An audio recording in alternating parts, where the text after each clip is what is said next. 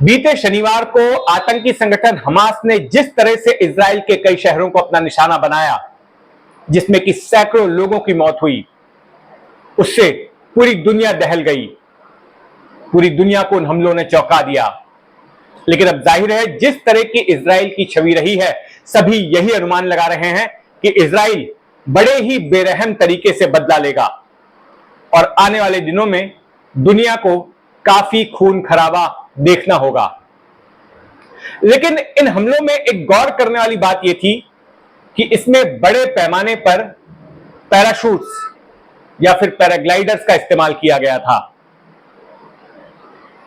न केवल इजराइल के शहरों पर रॉकेट दागे गए थे, बल्कि समुद्री रास्तों से भी और ऊपर आसमान से भी आतंकी इजराइल के शहरों में पहुंचे थे, वहां के पब्लिक प्लेसेस में पहुंचे थे, सार्वजनिक ठिकानों पर पहुंचे और वहां अंधाधुंध उन्होंने गोलीबारी की और कई लोगों को उन्होंने अगवा कर लिया।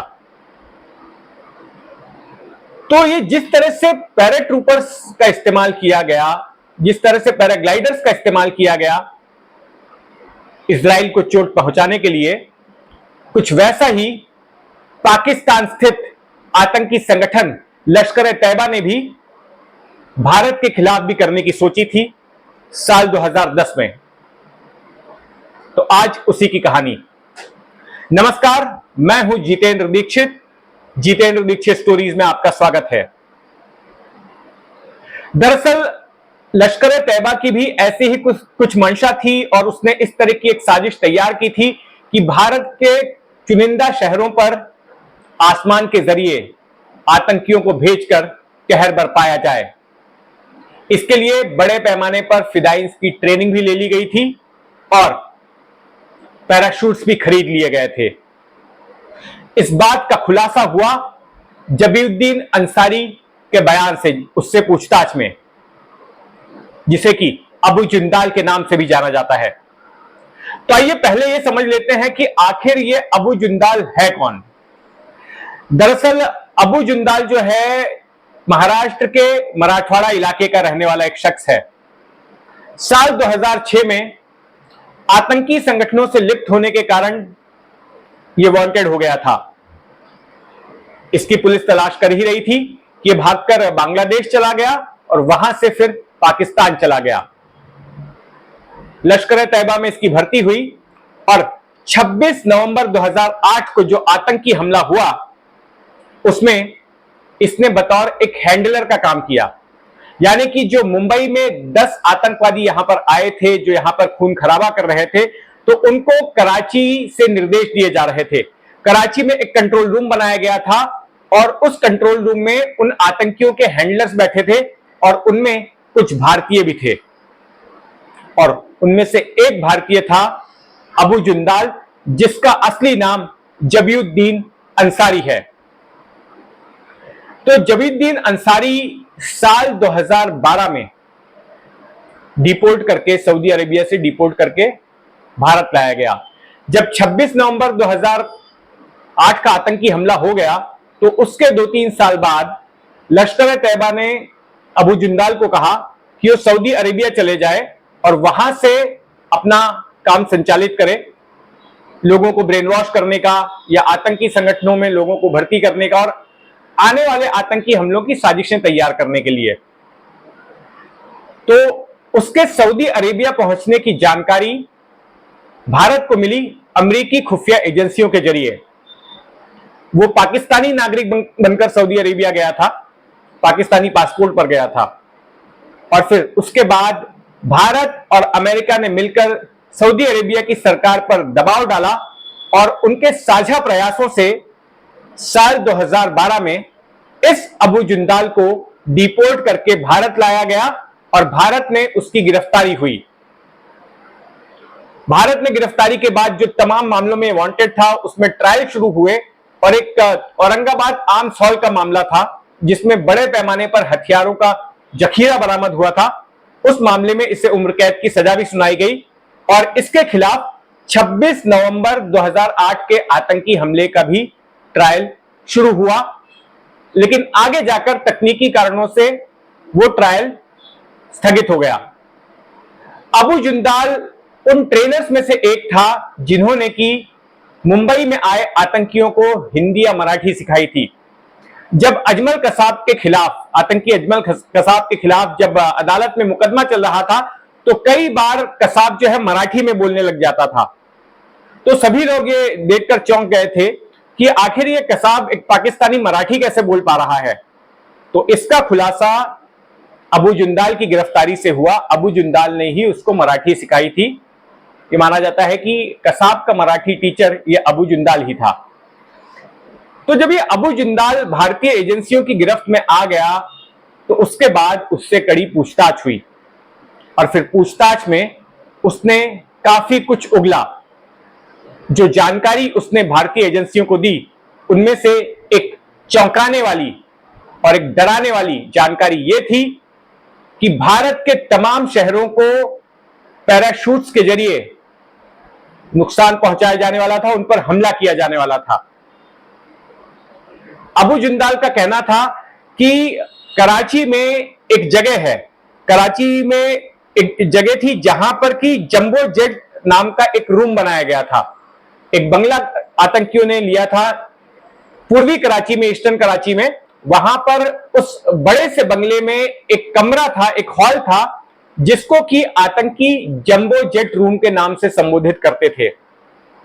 तो एक बार साल 2010 में, यानी कि 26 नवंबर 2008 के आतंकी हमलों के 2 साल बाद 2010 में ये उस बंगले में गया किसी काम से।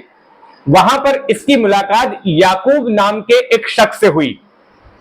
याकूब जो है लश्कर तैयबा का एक कमांडर था और इसके साथ साथ लश्कर तैयबा के फाइनेंसेस वगैरह, अकाउंट्स वगैरह वही देखता था। तो अबू जुंदाल ने देखा कि उस हॉल में कई सारे पैराशूट्स रखे हुए हैं, जिनको कि बक्सों में बंद करके रखा गया था। उसने 150 की संख्या बताई थी। 150 पैराशूट्स उस हॉल में मौजूद थे। तो अबू जुंदाल ने याकूब से पूछा कि ये इतने सारे पैराशूट्स किस लिए लाए गए हैं। तो याकूब ने बताया कि इनका इस्तेमाल भारत के शहरों में फिदाइन भेजने के लिए किया जाएगा। हवाई रास्ते से इन पैराशूट्स के साथ फिदाइन को भारत के शहरों में गिराया जाएगा, हथियारों के साथ में, जहां पर वे खून खराबा करेंगे और हॉस्टेज सिचुएशन क्रिएट करेंगे, लोगों को अगवा करेंगे। और ऐसे लोगों के लिए ऐसे फिदाइन चुन भी लिए गए थे, उनकी ट्रेनिंग वगैरह भी होनी थी और साजिश भी रची जा रही थी कि आखिर किस तरह से इन फिदाइन को पैराशूट के जरिए कौन कौन से शहरों में गिराया जाने वाला है और उसके लिए क्या किया जाने वाला है। क्या पाकिस्तान के ही किसी विमान को हाईजैक करने का ड्रामा किया जाएगा और जिसे भारतीय जो है हवाई सीमा में लाकर उन्हें गिराया जाएगा, या फिर कुछ और किया जाएगा। ऐसा ही कुछ चल रहा था। तो यह जानकारी जब अबू जुंदाल से पूछताछ की गई तो उसने दी।